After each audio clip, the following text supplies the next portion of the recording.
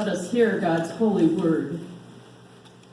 He placed his hands on her, and she straightened up at once and praised God. The synagogue leader, incensed that Jesus had healed on the Sabbath, responded, "There are 6 days during which work is permitted. Come and be healed on those days, not on the Sabbath day." The Lord replied, "Hypocrites! Don't each of you on the Sabbath untie your ox or your donkey from its stall and lead it out to get a drink? Then isn't it necessary that this woman, a daughter of Abram, bound by Satan for 18 long years, be set free from her bondage on this Sabbath day?" When he said these things, all his opponents were put to shame, but all those in the crowd rejoiced and all extraordinary things he was doing. Jesus asked, "What is God's kingdom like? To what can I compare it? It is like a mustard seed that someone took and planted a garden, and it grew and it developed into a tree, and the birds in the sky nested in its branches."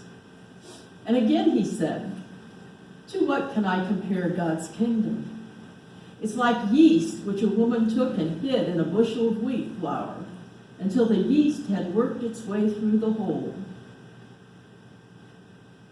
Jesus traveled through cities and villages, teaching and making his way to Jerusalem. Someone said to him, "Lord, will only be a few saved?" Jesus said to them, "Make every effort to enter through the narrow gate. Many, I tell you, will try to enter and won't be able to. Once the owner of the house gets up and shuts the door, then you will stand outside and knock on the door, saying, 'Lord, open the door for us.'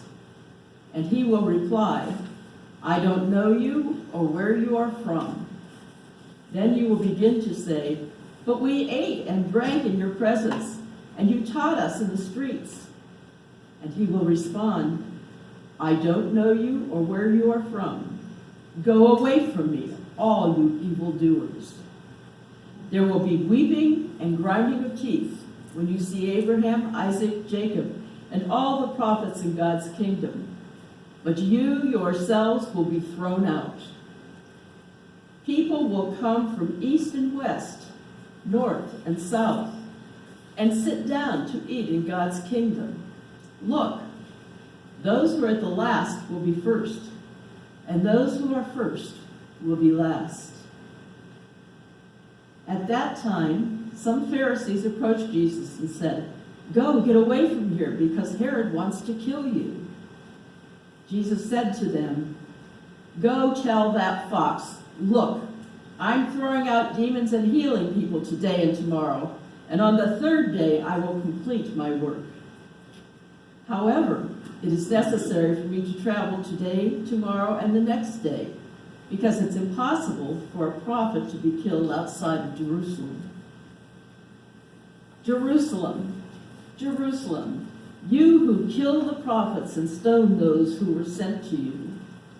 How often I have wanted to gather your people just as hens gather their chicks under the wing, but you didn't want to. Look, your houses are abandoned.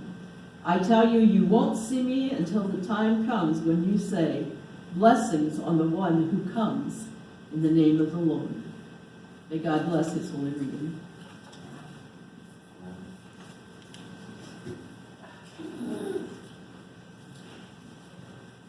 That was a beautiful reading, and I thank Dar. She's not feeling well this morning, but you couldn't tell it during that, right? So there are many things that occurred during the reading you just heard. One of them is a parable that we know very well. What is that parable called? The parable of the mustard seed. Good job, Beth. It is the parable of the mustard seed. If we plant a tiny little seed, something's going to grow, right? And we have to trust that it will. I have something to read for you this morning. These are my words from March 16th, 2014. I had been your pastor for 3 months at this point. I said, this is on my personal Facebook. These are my words that day, apparently, as Facebook reminded me yesterday. I am truly inspired and blown away by the open, vulnerable, and engaging conversation that took place during today's worship service, in which the congregation discussed the epidemic of gun violence that has become part of our communities and what we, as people of faith and a church family, can do to make a difference in the world around us. I am so proud and honored to minister to this congregation of loving, open-minded, forward-thinking people who want to effect positive change and make our world a better place. I don't normally use hashtags, but hashtag proud pastor, hashtag filled with hope, hashtag love will prevail. Those are my words 5 years ago yesterday.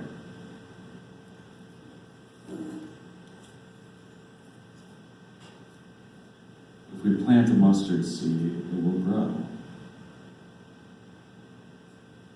Little did I know that that parable would once again play into our conversation this morning.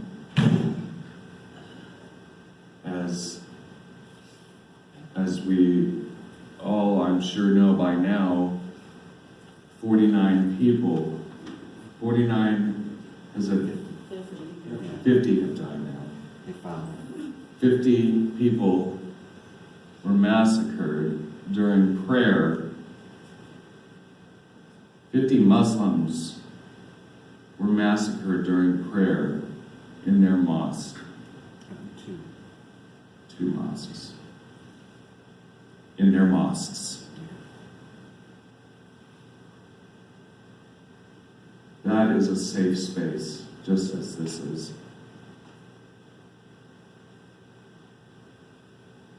That is a safe space, just as an elementary school is. Just as a high school is. Just as universities are. Just as workplaces are. Just as movie theaters are. Just as concert venues are. And the list goes on and on and on and on.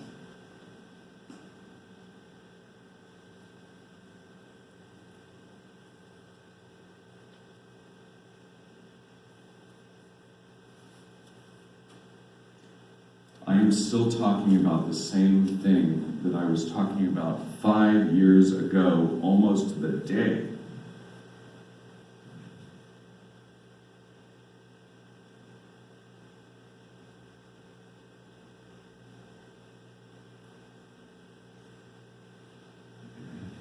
They were simply praying. You know why they were killed? Because of how they look and what religion they are.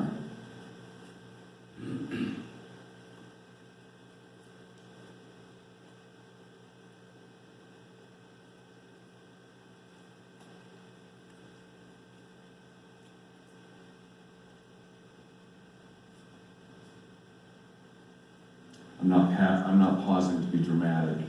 I tell you, I'm not. I'm pausing because I'm that angry. I'm just that angry. So what did New Zealand's government do the day after this massacre? They joined together and said, we will no longer allow semi-automatic weapons in our country. It took one incident for New Zealand to be grown-ups. One incident.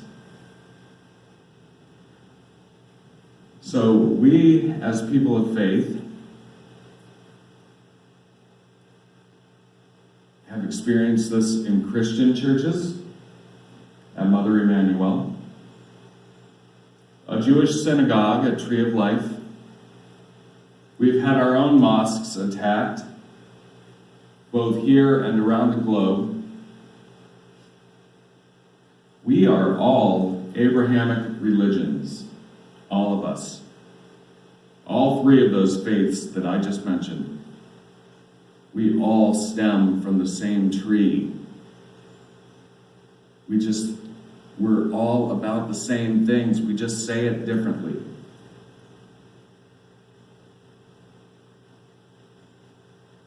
What is the title of my sermon this morning? Trust. Thank you, I couldn't remember. No, I'm just kidding. I didn't realize, once again, that I would be having to talk about something like this when that became the title of my sermon. My sermon was Trust, because of the fact that we have to trust each other in our faith and plant those mustard seeds to grow, to change the world around us. It was more general speaking. But friends, we've got to change this. We just have to. In this country alone, we are so obsessed. We are so obsessed with our right to have killing machines. Killing machines that the military have to train for weeks and weeks and weeks and weeks and weeks and weeks and weeks to be able to use. But we can just run over to Cane's and buy one.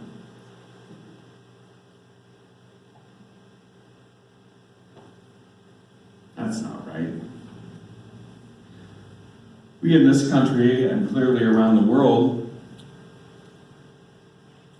are okay with the rhetoric being spread that I am better than you, and you, and you, and you, and you.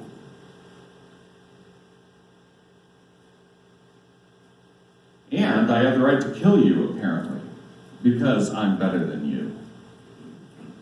Because I'm white.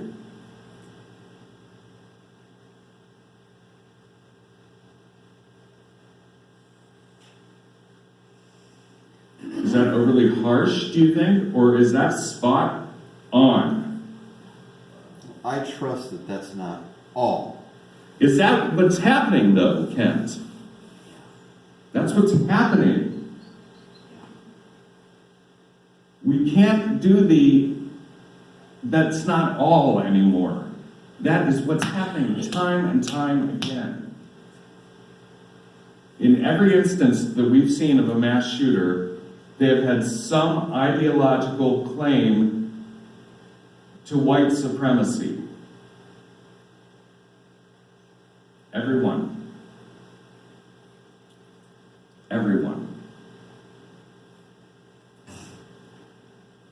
That is a fact. That's not just something I'm making up here. And friends, I have 19 years of criminal investigation background to back me up on that. I know what I'm talking about. So I'm mad. I'm mad this morning. On an otherwise day that I would be very happy, like Joanne is this morning, I would love to bring that out, but I'm mad. And I'm mad that it happened in a place of worship yet again, because that could be us. There are people who don't like the way that this church thinks. There are people that don't like the fact that I'm your minister. There are people that don't like you, maybe. They could walk in here at any moment and take that out on us. How is that different than what happened in New Zealand? It's not. So, let me get down off my soapbox. This is so why I don't preach from the pulpit. Can you imagine if I just said all that from behind the pulpit? It's because it sounds too angry. But am I not allowed to be angry? Yes, you are. Yeah. So, back to my point of the mustard seed. What is the first thing people say after a massacre? Most people. Say it again. Thoughts and prayers. We're sending our thoughts and prayers. That's good. Send your thoughts and prayers. But putting my head in my hands and crying and praying isn't going to change a thing. It is good to send that love. It is good to send those prayers. But is that what Jesus would have done? Would Jesus have just sent thoughts and prayers? People were being massacred left and right. What would Jesus have done? He would have showed up. He would have shown up. And then what? Would have gotten angry. He would have gotten angry. He would have taught about love and not hate. He would have taught about love and not hate. Definitely. Even on the Sabbath. Even on the Sabbath. That's what cracked me up that this reading this morning came today. Because what were they doing in this reading, Dar? Healing on the Sabbath. They were healing on the Sabbath. How dare you heal someone on the Sabbath? Listen to those words. They were not allowed to heal someone on the Sabbath because of archaic rules written by humans. Oh, you can't do that on the Sabbath. But then what did Jesus call them? Hypocrites. Hypocrites. Because they were farmers, many of them. And Jesus said, you go home on the Sabbath, and you're going to walk your ox out to give it a drink. You're farming on the Sabbath. Hypocrites.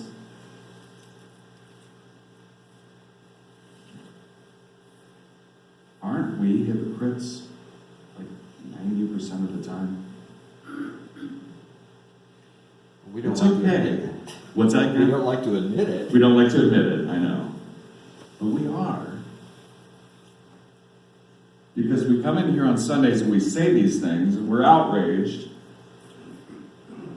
And then we go about our business.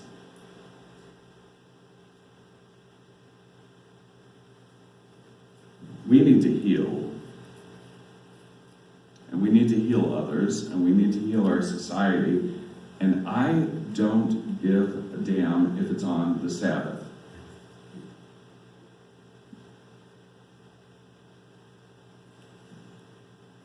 This is our time to speak up.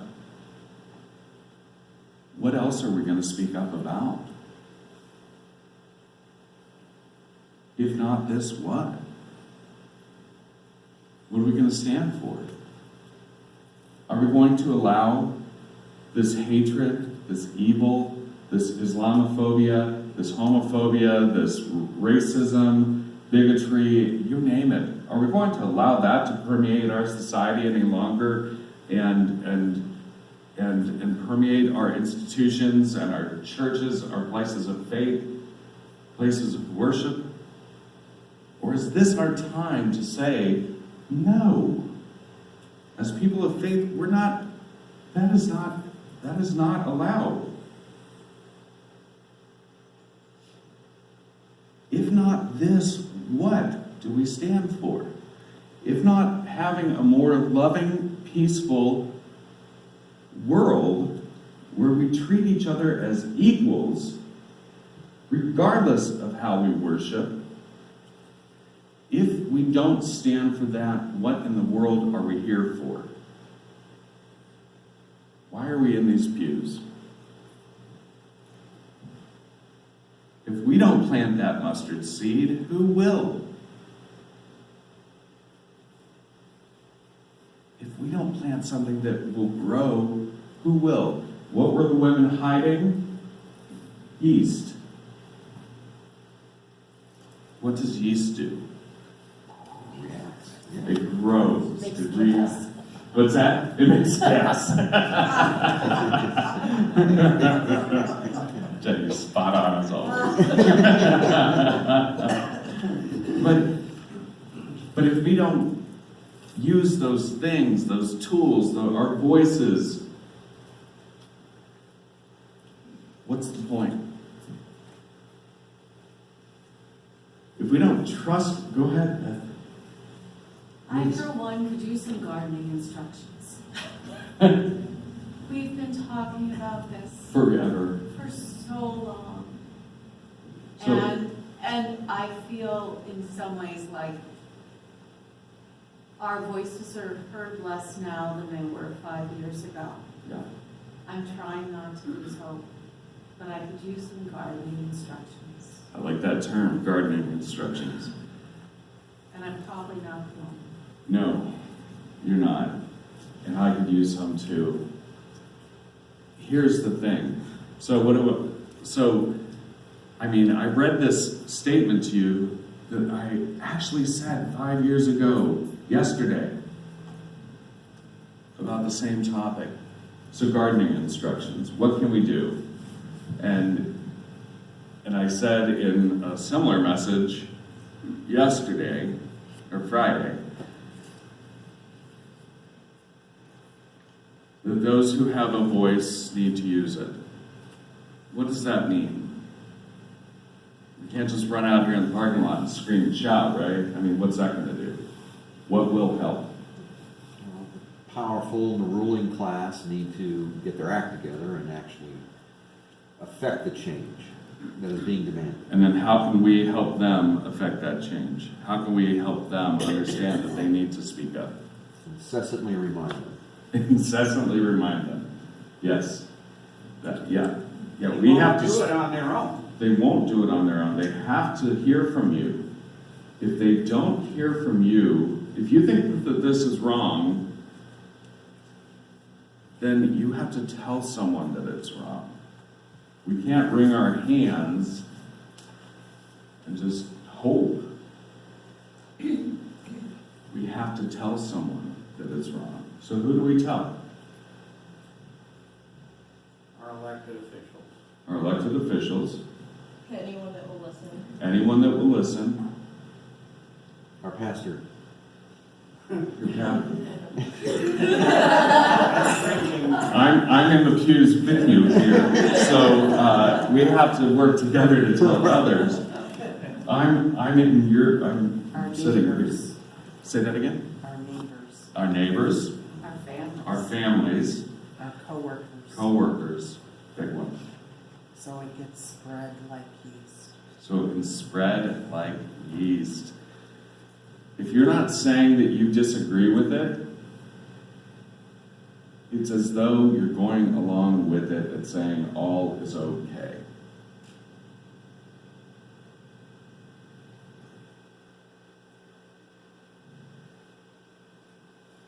It's not okay anymore. It's never been okay.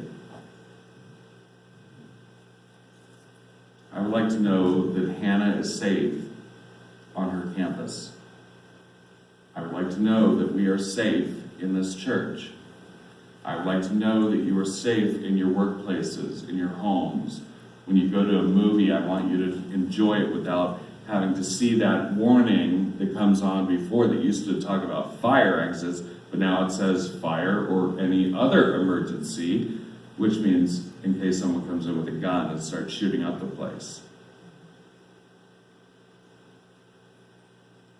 I want you to live your lives peacefully, trusting in one another, that you're going to take care of each other, and that when something is happening that could put you in danger, that one of us will help stop whatever that is, on a small scale or a grand scale. When you leave here today,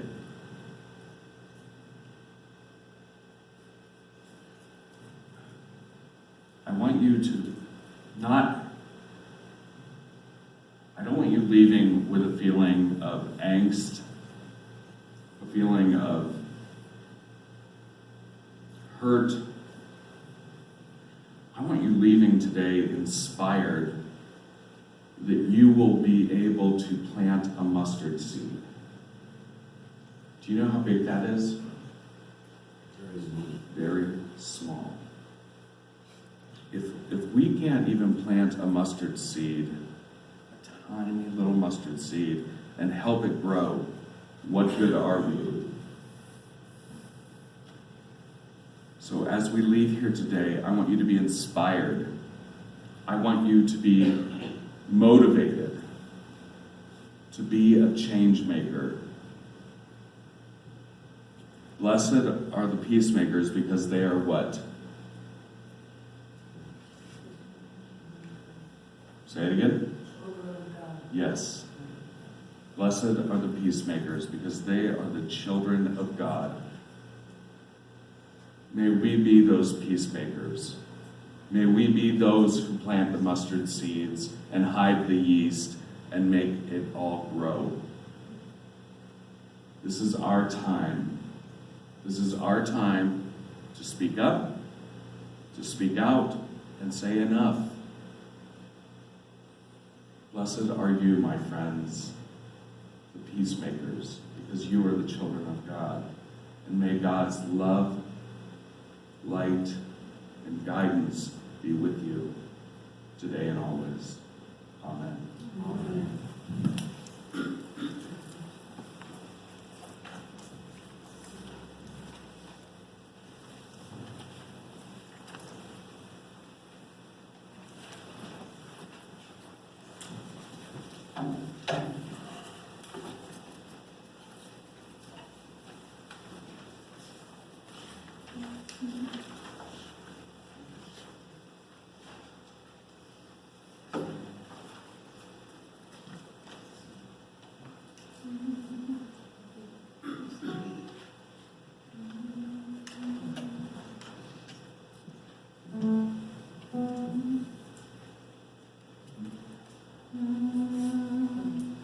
I'd like just to clarify what's in the bulletin, that you've heard the song quite a few times. It's your turn to get to sing it with us.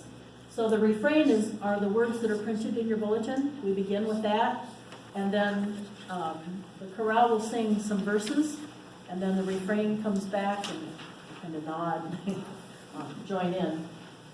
This is a song for gardeners, for wild people. We are all people of the earth, which is one reason we sing this. We are made of, as we were reminded, ashes. Literally or symbolically, we are all scooped up, made from the same thing, spiritually and physically. Looking for wisdom in the ways we are connected to earth is one answer for the things that we are facing in our world right now. So enjoy the beautiful images, and I hope you're connected to the wisdom that is all around us in God also. Here we go. From the corners of creation to the center where we stand, let all things be blessed and holy. All is fashioned by your hand. Brother wind and sister water, Mother earth and Father sky, sacred plants and sacred creatures, sacred people of the land.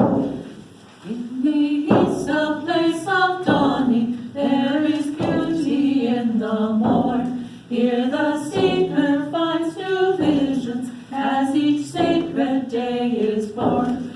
All who wander life around them, all who wander life within, they shall shine with light and glory when the morning breaks again. From the corners of creation to the center where we stand, let all things be blessed and holy. All is fashioned by your hand. Brothers, wind and sister water, Mother earth and Father sky, sacred plants and sacred creatures, sacred people of the land. In the south, a place of growing, there is wisdom in the earth. Both the painful song of dying and the joyful song of birth. As the earth gives up her lifeblood, so her children's hearts may beat. We give back to her our reverence, holy ground beneath our feet. From the corners of creation to the center where we stand, let all things be blessed and holy, all is fashioned by your hand. Brother wind and sister water, Mother earth and Father sky, sacred plants and sacred creatures, sacred people of the land. In the north, the place of wisdom, there is holy darkness deep. Hear the silent song of servants who proclaim, to awake you from your sleep. Hear the music still and holy, sounds beneath the snow and night. In the ones who wait with patience for the coming of the light. From the corners of creation to the center where we stand, let all things be blessed and holy, all is fashioned by your hand. Brother wind and sister water, Mother earth and Father sky, sacred plants and sacred creatures, sacred people of the land. In the west, the place of singing, there is born a vision new of the servant of the servants who proclaim the gospel true. Let